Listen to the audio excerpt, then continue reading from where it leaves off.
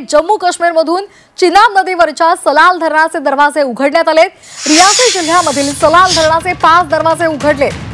रामबनमधील बगलिहार धरणाचे दरवाजे उघडण्यात आलेले आहेत आणि त्यामुळे आता पाकिस्तानला पुराचा धोका निर्माण झालाय। आताची महत्त्वाची बातमी, सलाल धरणाचे दरवाजे उघडलेले आहेत। चिनाब नदीवरचे हे दरवाजे उघडण्यात आलेले आहेत। 5 दरवाजे उघडण्यात आलेले आहेत। रामबनमधील बगलिहार धरणाचे हे दरवाजे उघडल्यामुळे आता पाकिस्तानला पुराचा धोका निर्माण झालेला आहे।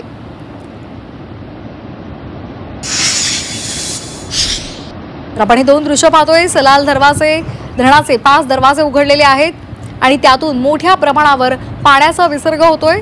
तसंच बगलिहार धरणातून सुद्धा पाण्याचा विसर्ग केला जातोय आणि त्यामुळे मोठ्या प्रमाणात हे पाणी पाकिस्तानच्या दिशेने वाहून चाललंय आणि त्यामुळे आता पाकिस्तानला पुराचा धोका निर्माण झालेला आहे।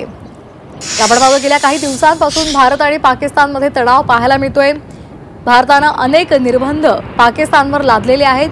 सिंधू जल करार सुद्धा भारताने केलेला आहे, तो स्थगित केलेला आहे आणि या सगळ्याच्या पार्श्वभूमीवर आता भारताने पाणी कोंडी करण्याचा प्रयत्न केलेला होता। मात्र आता मोठ्या प्रमाणात इथे पाण्याची आवक झाल्यामुळे सलाल धरणाचे 5 दरवाजे भारताने उघडलेले आहेत।